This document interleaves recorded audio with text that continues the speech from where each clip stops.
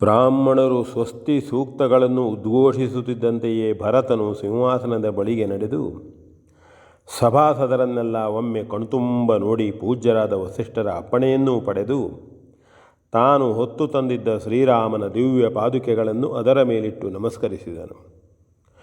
ಶ್ರೀರಾಮನಿಗೆ ಜಯವಾಗಲಿ ಎಂದು ತುಂಬಿದ್ದ ಸಭಾಭವನವೇ ಬಿರಿದು ಹೋಗುವಂತೆ ಜಯಧ್ವನಿಯಾಯಿತು.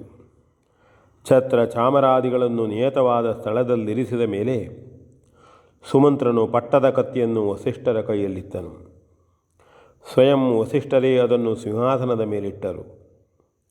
ವಿಪ್ರರು ಕಲಶೋದಕವನ್ನು ಪಾದುಕೆಗಳ ಮೇಲೆರೆದು ಆಶೀರ್ವಾದ ಮಾಡಿದರು. ಭರತ ಶತ್ರುಘ್ನರು ಆ ತೀರ್ಥೋದಕವನ್ನು ಪ್ರಾಶನ ಮಾಡಿ ತಲೆಯ ಮೇಲೆ ಪ್ರೋಕ್ಷಿಸಿಕೊಂಡರು. ನಾಗರಿಕರೆಲ್ಲ ಒಬ್ಬೊಬ್ಬರಾಗಿ ಬಂದು ಕಾಣಿಕೆಯನ್ನರ್ಪಿಸಿ ಕೈಮುಗಿದರು.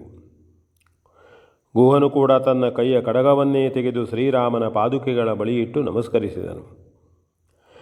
ಭರತನು ಸಿಂಹಾಸನದ ಬಳಿ ನಿಂತು ಯಥೋಚಿತವಾದ ಉಡುಗೊರೆಗಳನ್ನಿತ್ತನು. ಹಳೆಯ ಮಂತ್ರಿಗಳನ್ನೇ ಅವರವರ ಅಧಿಕಾರದಲ್ಲಿ ನಿಯತರಾಗಿರುವಂತೆ ನೇಮಿಸಲಾಯಿತು. ಭರತನು ಕೈ ಮುಗಿದುಕೊಂಡು ಆ ಮಹಾಸಭೆಯನ್ನು ಉದ್ದೇಶಿಸಿ, ಪೂಜ್ಯರಾದ ಪೂರ್ಣ ಹಿತೈಷಿಗಳಲ್ಲಿಯೂ ಸತ್ಪ್ರಜಾ ಕೋಟಿಯಲ್ಲಿಯೂ ತಮ್ಮವನೇ ಆದ ಈ ಭರತನ ಬಿನ್ನಹ ಹೊಂದಿದೆ. ಅದನ್ನೇ ಈಗ ನಿವೇದಿಸಿಕೊಳ್ಳಲು ಅಪ್ಪಣೆಯಾಗಬೇಕು. ಪ್ರಪಂಚದಲ್ಲಿ ಎಲ್ಲಿಯೂ ಈವರೆಗೆ ನಡೆಯದಿದ್ದ ಒಂದು ಪಟ್ಟಾಭಿಷೇಕವು ತಮ್ಮೆಲ್ಲರ ಅನುಮತಿಯಂತೆ ಇಲ್ಲಿ ಈಗ ನಡೆದಿದೆ. ಅನೇಕ ಮಂದಿಗೆ ಇದು ಕೌತುಕಪ್ರದವಾಗಿಯೇ ಕಾಣಬಹುದು. ಮಹಾರಾಜರಾಗಿದ್ದ ನಮ್ಮ ತೀರ್ಥರೂಪರು ನಮ್ಮ ಹಿರಿಯಣ್ಣನಾದ ಶ್ರೀರಾಮಚಂದ್ರನಿಗೆ ಯುವರಾಜ ಪಟ್ಟವನ್ನು ಕೊಟ್ಟುವುದೆಂತ ಸಂಕಲ್ಪಿಸಿ ತಮ್ಮೆಲ್ಲರ ಒಪ್ಪಿಗೆಯನ್ನೂ ಪಡೆದಿದ್ದರು. ಆದರೆ ಕಾಲದೋಷವೋ ವಿಧಿಯ ವಿಲಾಸವೋ ನಾನರಿಯನು. ಮಂಥರೆ ಎಂಬ ದಾಸಿಯ ದುರ್ಬೋಧನೆಯಿಂದ ನನ್ನ ತಾಯಿ ಕೈಕಸೆಯು ಅದನ್ನು ತಪ್ಪಿಸಿ ಸಕಲ ಸಾಮ್ರಾಜ್ಯಕ್ಕೆ ಬಹುದೊಡ್ಡ ಅನರ್ಥವನ್ನು ತಂದೊಡ್ಡಿದಳು. ಅಲ್ಪ ಬುದ್ಧಿಯಿಂದಾಗಿ ಆದ ಆ ಮಹಾಪರಾಧಕ್ಕೆ ನಾನೇನನ್ನೂ ಅರಿತವನಲ್ಲವನಾಗಿದ್ದರೂ ನಾನೇ ಪಾತ್ರನಾಗಬೇಕಾಗಿ ಬಂದಿದೆ. ನನಗಾಗಿ ಎಂದೇ ಅವಳು ಆ ರೀತಿ ವರ್ತಿಸಿದುದರಿಂದ ಹೀಗಾಗಬೇಕಾಗಿ ಬಂದಿತು. ಆದುದರಿಂದ ಆ ಹೊಣೆಗೆ ಕಾರಣನಾದ ನಾನು ನಿಮ್ಮೆಲ್ಲರ ಮುಂದೆ ಕ್ಷಮೆಯಾಚನೆಯನ್ನು ಮಾಡುತ್ತೇನೆ. ಉದಾರ ಹೃದಯರೂ ಧರ್ಮನಿಷ್ಠರೂ ಆದ ನೀವೆಲ್ಲರೂ ನನ್ನನ್ನು ಕ್ಷಮಿಸಬೇಕು. ನನ್ನ ತಾಯಿಯೂ ಮಂಥರೆಯೂ ತಮ್ಮ ತಮ್ಮ ತಪ್ಪನ್ನು ಒಪ್ಪಿಕೊಂಡು ಕೃತಾಪರಾಧದ ಸಲುವಾಗಿ ಪಶ್ಚಾತ್ತಾಪ ಪಡುತ್ತಾರೆ. ಪೂಜ್ಯರ ಸನ್ನಿಧಿಯಲ್ಲಿ ಅವರಿಬ್ಬರೂ ಕ್ಷಮೆಯಾಚನೆಯನ್ನು ಮಾಡಿರುತ್ತಾರೆ. ನಮ್ಮ ತೀರ್ಥರೂಪರು ತೀರಿಕೊಂಡರು.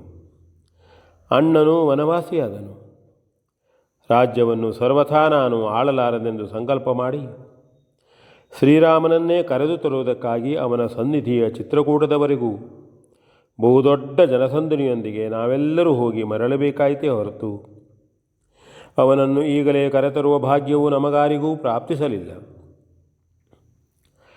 ಪವಿತ್ರವಾದ ಧರ್ಮವನ್ನು ಉಪದೇಶ ಮಾಡಿ 14 ವರ್ಷಗಳ ಆಮೇಲೆಯೇ ಇತ್ತ ಬರುವುದ ಭರವಸೆಯನ್ನಿತ್ತು ನಮ್ಮನ್ನು ಕಳುಹಿಸಿಕೊಟ್ಟನು.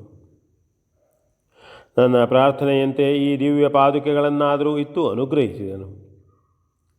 ಅಂತೆಯೇ ನಾವು ಧನ್ಯರು. ತಮ್ಮನಿಗೆಂದು ಅಧಿಕಾರವನ್ನು ತ್ಯಾಗ ಮಾಡಿ ಕಾಡಿಗೆ ನಡೆದಿರುವ ಮಹಾತ್ಮನಾದ ಶ್ರೀರಾಮನ ನಡವಳಿಯು ಸಮಸ್ತ ಭೂಮಂಡಲದ ಮನುಷ್ಯರಿಗೂ ಮಾರ್ಗದರ್ಶಕವಾಗಿದೆ. ಮಾನವೋತ್ಕರ್ಷಣೆಯ ಮುಮಾರ್ಗವನ್ನು ತೋರಿಸಿಕೊಟ್ಟ ಆ ಮಹಾನುಭಾವನು ನಮ್ಮವನು. ಪವಿತ್ರವಾದ ಈ ಅಯೋಧ್ಯೆಯಲ್ಲಿ ಹುಟ್ಟಿ ಬೆಳೆದವನು. ನಮಗೂ ಅವನೊಂದಿಗೆ ಹುಟ್ಟುವ ಭಾಗ್ಯವನ್ನು ಕರುಣಿಸಿದವನು. ಶ್ರೀರಾಮನು ನಮ್ಮವನಾದರೂ ಅವನ ನಡವಳಿಯು ಮಾತ್ರ ನಮ್ಮನ್ನು ನಮ್ಮ ಸಾಕೇತವನ್ನು ಮೀರಿಯೇ ವ್ಯಾಪ್ತವಾಗಿದೆ.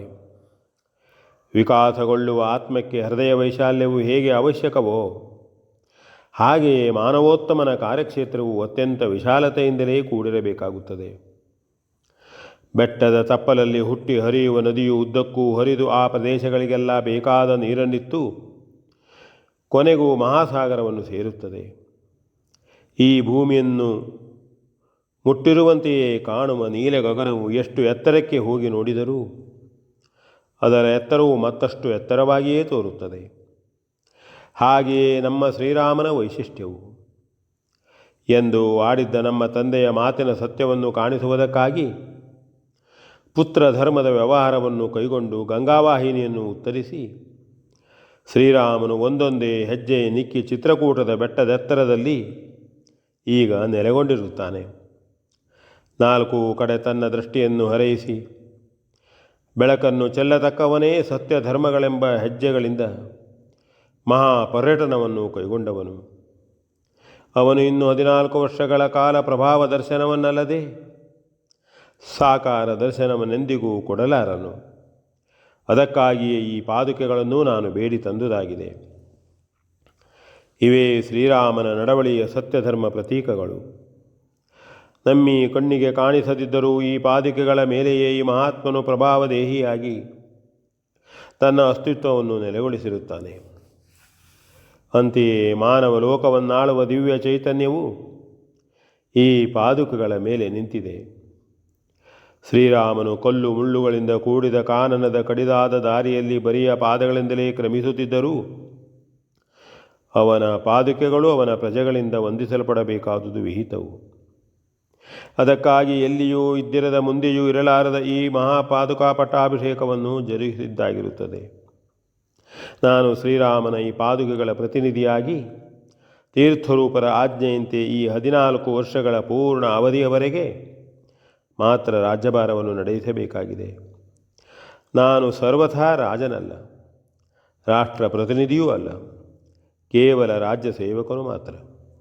ಆದುದರಿಂದ ನೀವೆಲ್ಲರೂ ಪ್ರೀತಿ ಇಟ್ಟು ನನ್ನೀ ಸಂಕಲ್ಪದ ರಾಜ್ಯ ವ್ಯವಸ್ಥೆಯನ್ನು ಮನ್ನಿಸಿ ಸಹಕರಿಸಬೇಕೆಂದು ಪ್ರಾರ್ಥಿಸುತ್ತೇನೆ.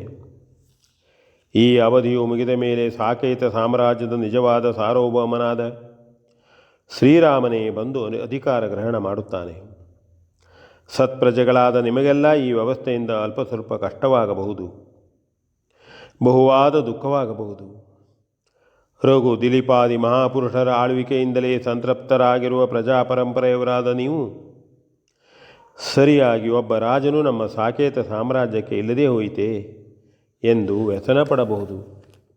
ಏನು ಮಾಡಲಿ? ದೈವೇಚ್ಛೆಯೇ ಹಾಗೆಂದು ಭಾವಿಸಿಕೊಂಡು ಮುಂದಿನ ಸವಿಸುಖದ ನಿರೀಕ್ಷೆಯಿಂದ ಕೇವಲ ಈ 14 ವರ್ಷಗಳ ಕಾಲವನ್ನು ಎಷ್ಟೇ ಕಷ್ಟವಾದರೂ ಸಹಿಸಿಕೊಂಡು ನನ್ನನ್ನು ಕೃತಾರ್ಥನನ್ನಾಗಿ ಮಾಡಬೇಕೆಂಬುದೇ ನನ್ನ ಪ್ರಾರ್ಥನೆಯು ಎಂದು ವಿನಮ್ರನಾಗಿ ಭಿನ್ನಯಿಸಿಕೊಂಡನು. V N Bhagwat Baraballi.